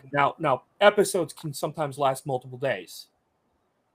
But when I have these type of panic attacks, it looks like I'm having a grand mal seizure because my nervous system, my sympathetic nervous system is so shot because I can't get into that parasympathetic, that calm state. So I'll start shaking, I'll start convulsing. You know, I'm struggling here, so you've heard me stuttering a little bit because I have a bit of aphasia. So as I'm going through, I keep looking up because I'm like almost reading the sentence in my head as I'm trying to say it. Because if it's more than just a stutter, if I'm going through and I'm talking and my anxiety starts ramping up, that's reading and saying that sentence in my head and trying to get it out of my mouth is very difficult. You know, I try not to get embarrassed by it, but you know, I'll still be like, you know, in an anxiety state where I'm like, I'm sorry. And I hear all the time, you have nothing to be sorry for. You have been through so much shit. You don't need to be sorry for anything. And I'm like, no, I'm sorry. I could do better. I'm sorry. You know, I don't want to impose on other people. I don't want to be a burden. I don't want to be a burden. Right. I don't want to be a burden. I want to be, you know, whatever. But, you know, being compassionate with yourself, which I'm starting to get at this phase in my therapy, it's not just saying I can do this. It's saying I can do this, but I need a little help. You know, and being able to accept that help. You know, sometimes we need higher levels of help. Sometimes we just need a phone call from your buddy just checking in. Hey man, you know, how you doing? Haven't heard from you in like, you know, a week. How you doing? You know, that little thing. So one of the things I've been doing the last few months is when I'm out, say if I see another kid with a disability, whether it be like cerebral palsy or Down syndrome or anything like that, you know, or other people struggling, I might say something kind to them, or maybe I'll walk by and give them a high five. You know, there was this kid, I was at Walmart because Walmart's been having a sale on tea, and I've been trying to drink a lot more tea than regular soda because I'm trying to lose weight. So there's this family, and they got this kid, he's a teenager, but you can tell he get Down syndrome. And, you know, I'm wearing one of my Marine Corps shirts, right? You know, not exactly a small guy anymore. I'm about 3 bills. I walk by, high five this kid. I'm like, "You're awesome." Right? It put such a smile on that kid's face. And he's like, the kid's like going to his mom. He's like, "Yeah, Marine just high fived me. Oh, awesome. We actually saw him. He gave me a high five." As I say, I'm trying to lose weight and I'm drinking from 1.5 liters of soda. Yeah, right. Is oxymoron. But those small things, what I mean in general by that, sometimes the smallest stuff can make a big impact. An avalanche didn't start by just being an avalanche. It started by the little thing. The next thing you know, it turned into a big avalanche. Yeah. But what I like about that is not only can the small things make a huge impact for that other person, like you said, in your case, the young man that you obviously knew had Down syndrome and you high five, but I also think that those small things make such a huge impact on us without us even realizing it, right? going back to that firefight that I talked about earlier, where that young kid, he's huddled behind that tire, and I just made eye contact with him and I said, "Hey, at least it could be hot." And then just that small thing just snapped them back into going back and doing work. So, in my mind, I keep replaying, well, on top of, Rage Against the Dying of the Light, which is, my favorite, it's on the top of my head, but I can't say it. I want to say Robert Frost, but it's not it. No, Dylan something. Dylan Thomas. Thank you. Don't laugh at me, but one of the best generations I've ever heard of the poem Rage Against the Dying of the Light was in the movie Back to School with Rodney Dangerfield, and how he got progressively more passionate as he was reciting it. Now, I've heard other actors and other famous people, great people who are auditors or orators, Yep. orators, great speakers who say, and it's flat. But to me, and a lot of people don't take Rodney Dangerfield seriously, and is famous for "I Get No Respect." I had great respect for the way that and then I was just a kid. This was like 88 or 89 or 87 when this movie came out. So I was like 10, 11 years old when Back to School came out. And how he went from just being unsure to passionate and with verve reciting the poem Rage Against the Dying of the Light has always stuck with me. Don't give up at the end of the day. It's just what it means to me. It's like, he was asked at the end of the poem, "What does that poem mean to you?" He's like, "I'm going to kick ass. Pass this. Who's next?" And that kind of put, I guess, a certain kind of dichotomy in how I approach things. Maybe I can be unsure in the beginning, but as I grow confidence, then I can do this. I can do this. Keep, what? Throw the hard thing at me. Let me go the hardest possible path every single time I go, because if I can achieve that, then that's a huge win for me.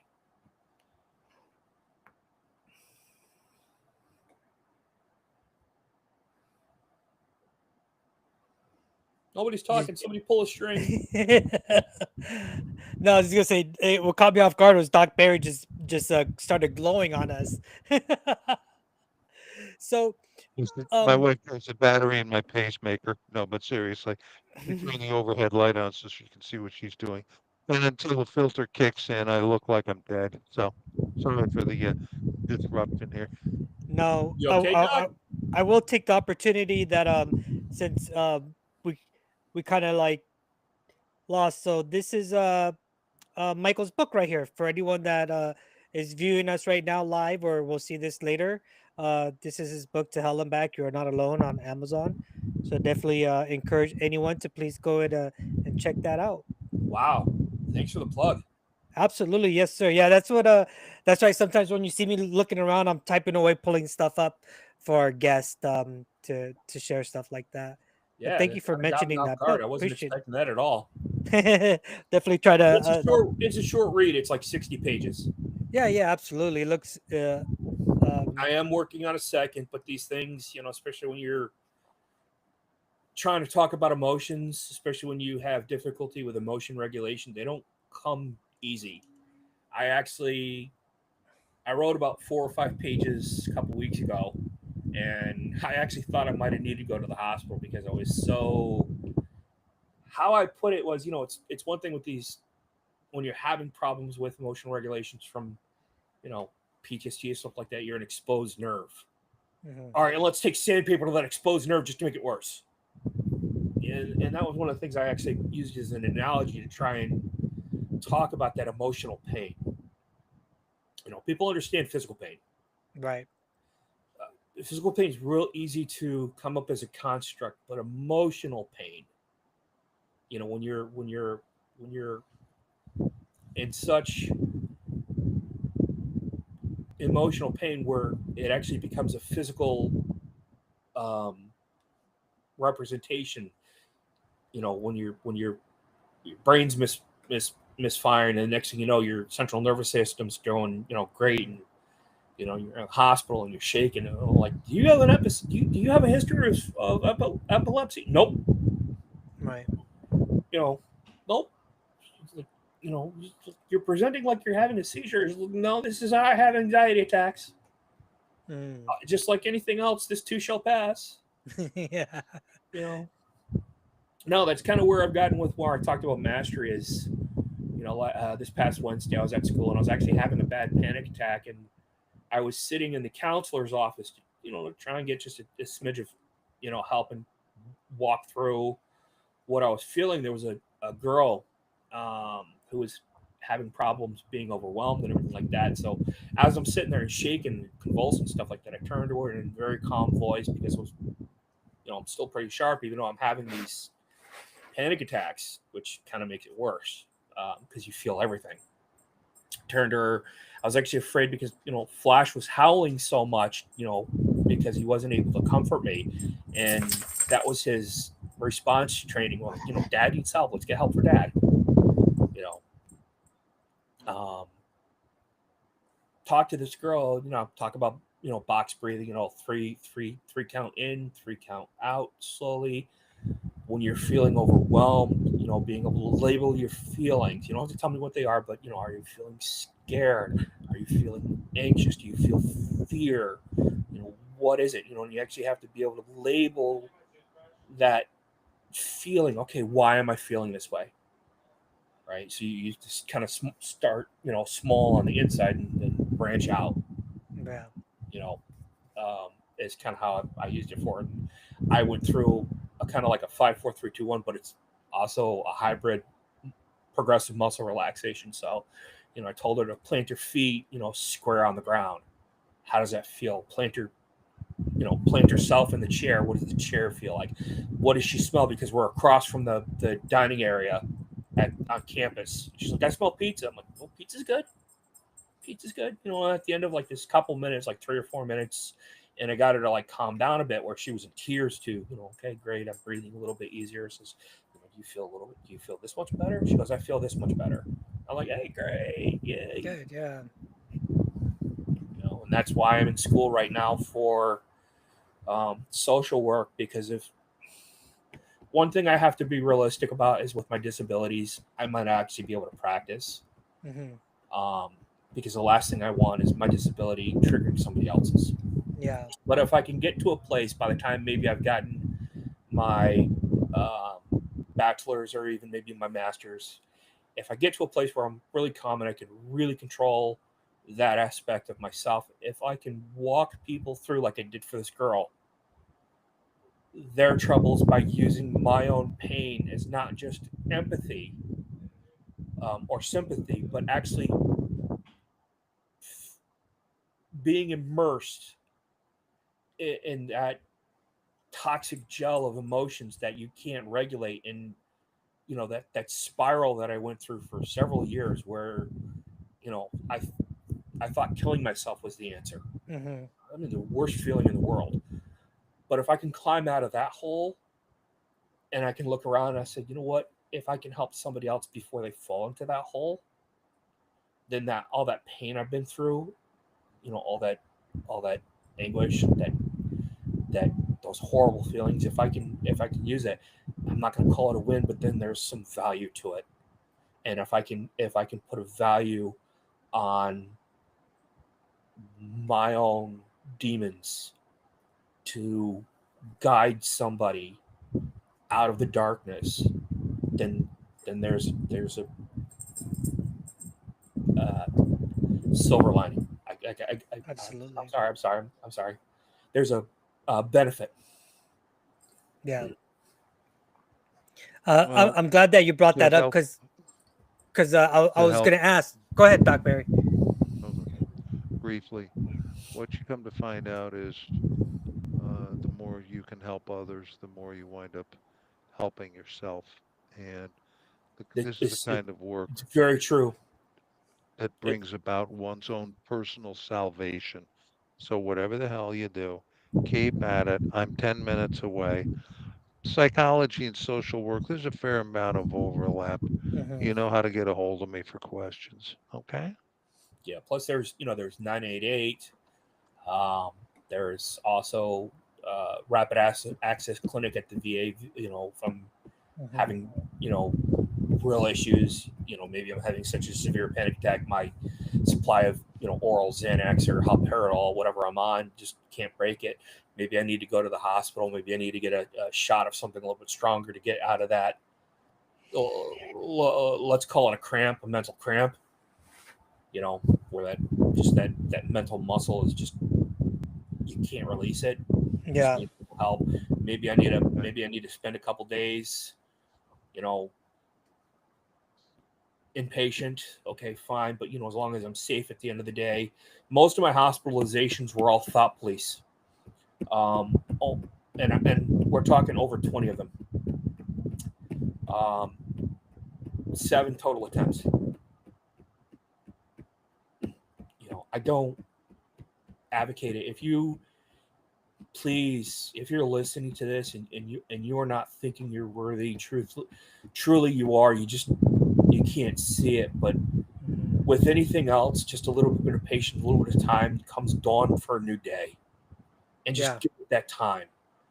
Don't let that urge, instant thing that makes you think you don't belong right now. Just wait. Just give it a little time, and I promise you, from somebody who's been there will be a new dawn. I hate to say this too shall pass because I keep hearing it, but this too shall pass. This too will suck, but if you can get past what sucks, you know what? That's a strength. Yeah. It really is. Going through, we had to crawl through some nasty stuff going through training, and if you can go through like all kinds of muck, sewage, and come out clean on the other end. Not to quote Shawshank Redemption, but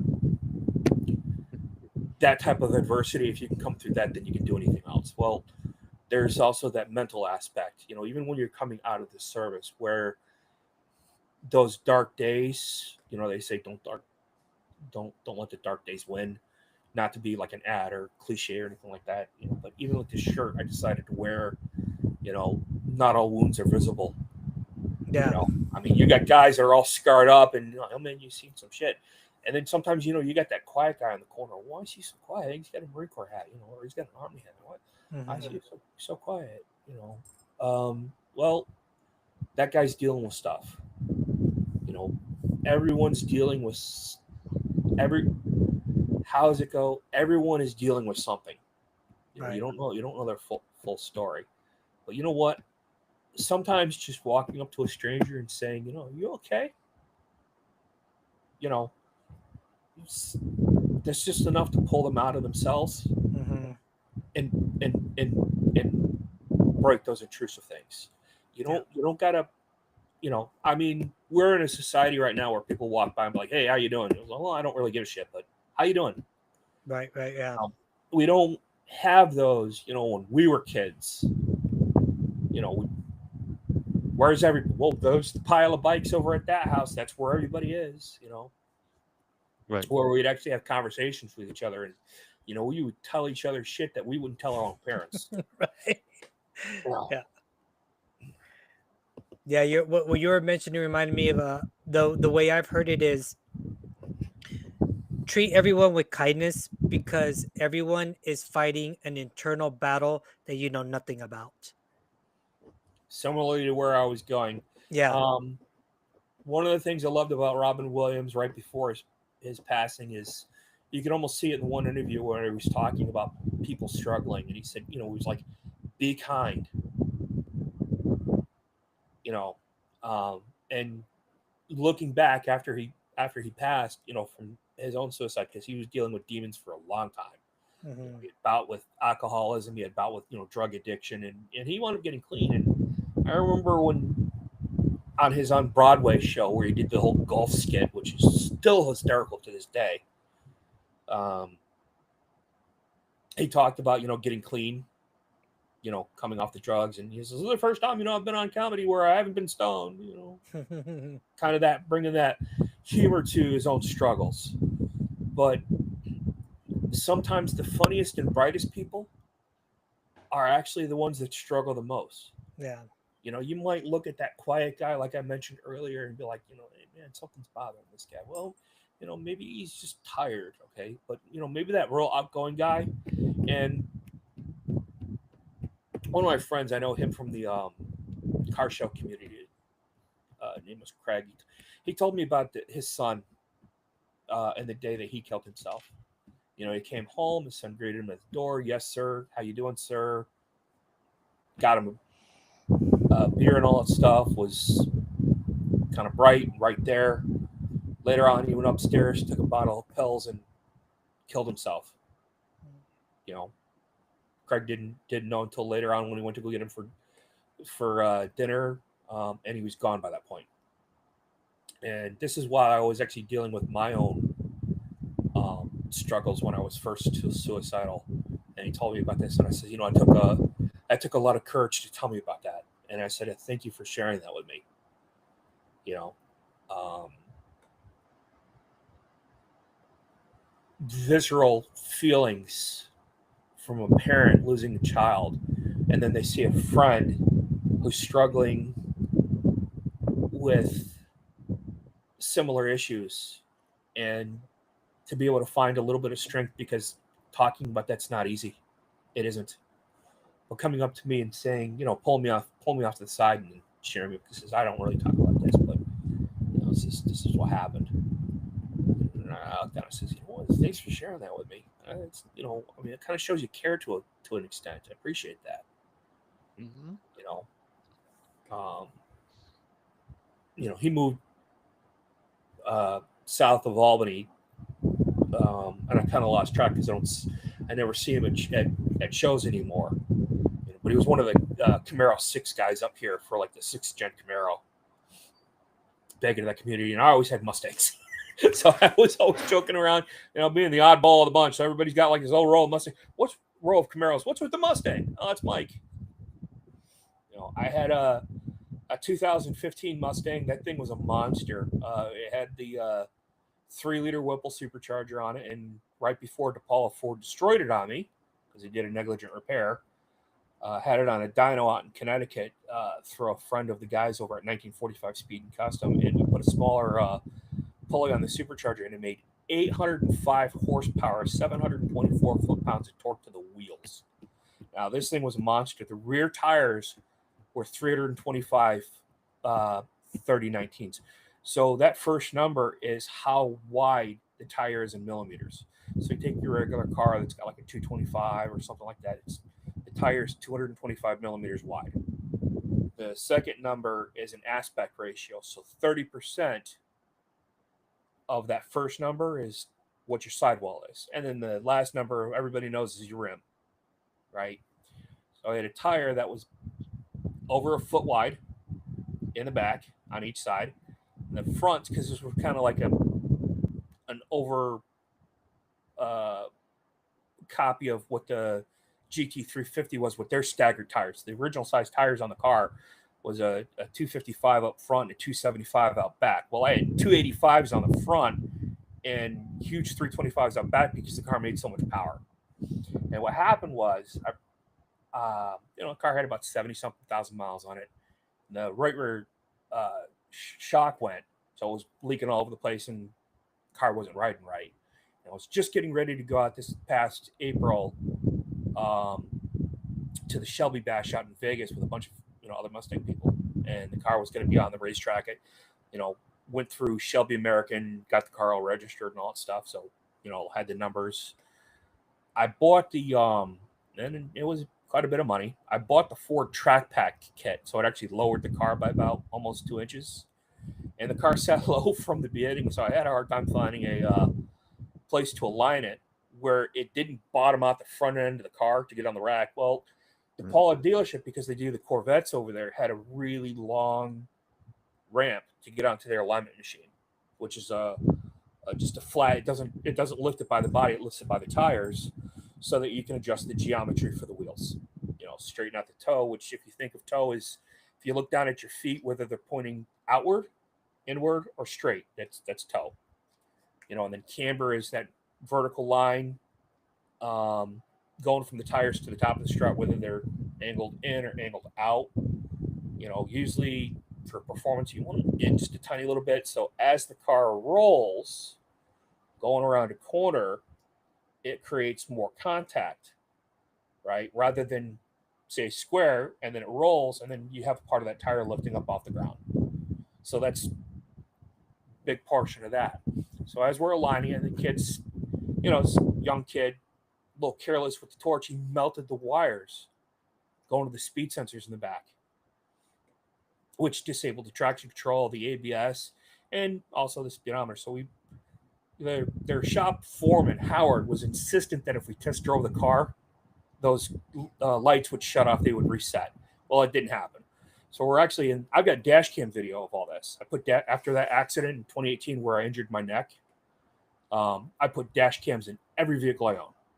And I'm a big advocate for doing that because it also eliminates no fault in New York, because we're a no fault state. So if you can prove that the other person through video was at fault, well, it doesn't go on your insurance. It doesn't go against you because they're the asshole, not you.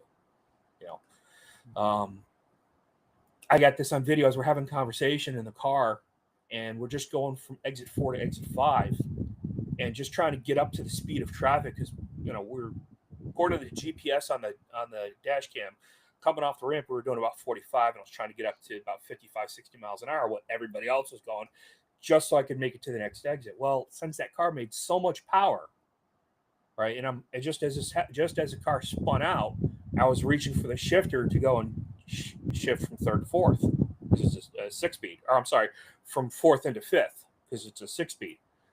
It overpowered the rear wheels. The car fishtailed violently, and we slammed into the retaining wall between exit 4 and exit 5 of I-90. The skid marks are still there, and this is from April, because the computer not getting the signal between the front and the rear tire, it locked up the front wheels, and that's why I couldn't get the car under control, because I couldn't get the tires unlocked quick enough. This is something that transpired literally like this. So 1 second we're going, next thing you know we're violent. Next thing we're violently taking a 90-degree turn. Next thing you know we're hitting a retaining wall at a 30-degree angle, and it wound up totaling the car because I had a bar installed in the rear to tie in the rear suspension. All right, to make it a little bit more stiffer. Well, that unnaturally shifted the whole car, which made repair very, very expensive. And then come to find out, because it's 2015 and that first generation for that, what they call an S550, which is the body code for those 2015s to 2024 Mustang. Now they're up to the S650. In the 80s, it was the Fox body, and it's just the body designation for those Mustangs. The wiring harness for the 15s to 17s was no longer available. So the wiring that got destroyed for the speed sensors in the back, it couldn't be replaced. So they wound up totaling out the car. Now, the insurance company did their own investigation, found the dealership at fault. DMVs did their own investigation, found the dealership at fault. The body shop who looked at the car said, "Oh yeah, this kid totally killed you." could have killed you. And it's affected my anxiety a lot more since this accident and my PTSD, because I keep reliving this incident. And I'm like, fortunately, no one got hurt. And by that point, I had 5-point harnesses in the car, so we didn't just have the 3-point lap belt, shoulder belt. So it's over the shoulders, around the lap, and then you get the little submarine belt. So it's a 5-point harness. No injuries. But I keep reliving this accident where, like, well, there was a lot of other cars. What if I spun out, and what if somebody else got hurt? Oh my God, just keep throwing all these scenarios. And that's just one aspect. I've gotten into this long tangent from this story from the automotive, but these intrusive thoughts, these ruminations that you experience, where you keep going into a cycle of thoughts that you can't get out of, repetitive thought process. And it's a pretty harsh cycle once you get into it, especially when you're having issues with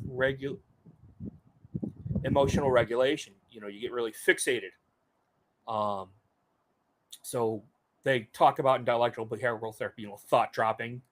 So it's just like dropping a pencil. You just drop the thought. I don't want to think, and you actively say to yourself, I don't want to think like this anymore. I don't want to think about this.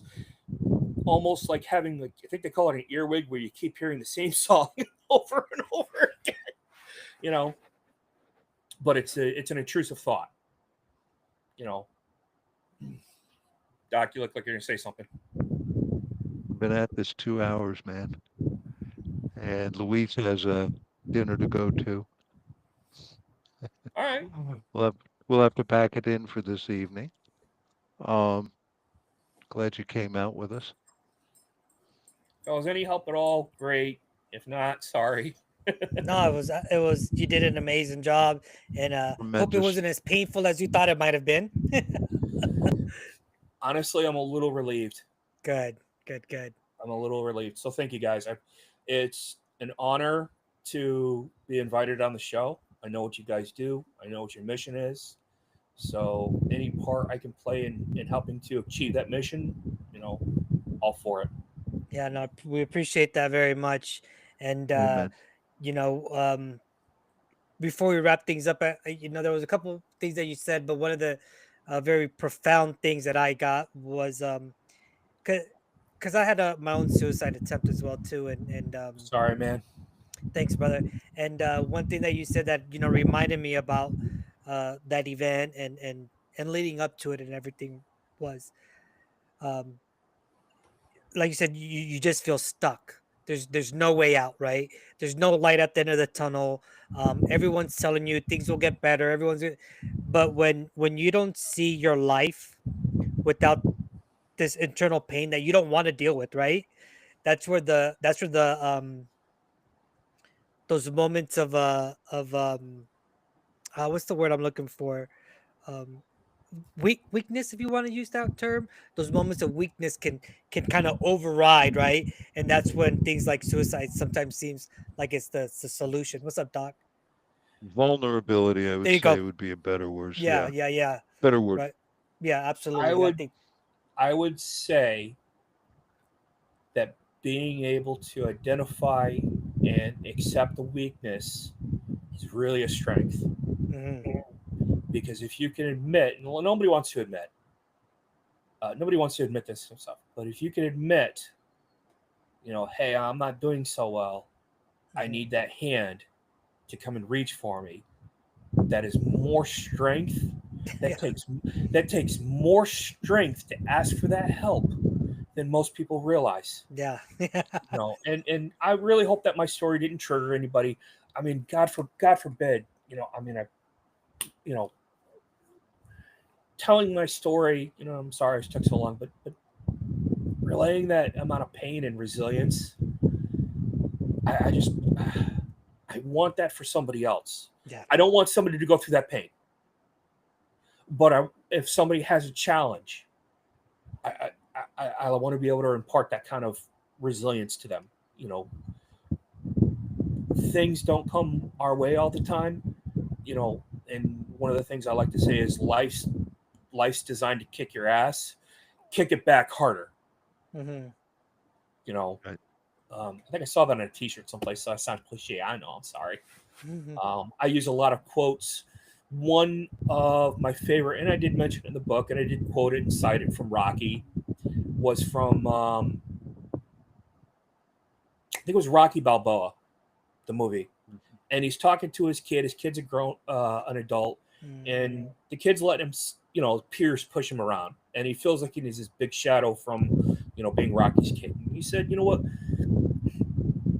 It's not how hard you can hit; it's how hard you can get hit and keep moving forward. That momentum that you keep doing. That's how winning is done. That's how life is done. And with that passion, that resonated with me. Things knock you down. It doesn't matter if they knock you down 99 times as long as you got up 100. Mm-hmm. And you know what? Sometimes it's that little knock that really kills you. I don't mean to use it that way, but sometimes it's that little knock down that puts you like real far back, way farther back than you thought. But you know what? Just getting back up from that little thing makes a big difference for even the bigger things. Absolutely. Right. So, well, with that, All right, man. everyone, we have hit our time limit. We appreciate those that stayed on board with us throughout the whole time and those that will watch this in the future. Hope you get something out of it. One thing that reiterated to me on this conversation was don't ever hesitate to reach out for help. And thank you for Talk reminding to me a of friend, talk to a parent, talk to a counselor, talk to somebody at school, but please talk to somebody. Yeah. Don't think you're alone because you're not. There's 8 million of us, or 8 billion of us in this world. You know what? If one gives you a problem, he just did you a favor. Go deal with the other 799 billion people. Actually, I think I heard Keanu Reeves say that, but it's still kind of poignant. Yeah. So with that, Amen. Mike, man, thank you so much once again for joining us this evening and reminding myself personally of just staying in the fight, not being scared to ask for help. And sometimes some of our biggest strength is when we face those adversities, when we feel that we're the weakest. So thank you once again for that. Doc Barry, any last minute words before we sign off? It's never about what happens to you.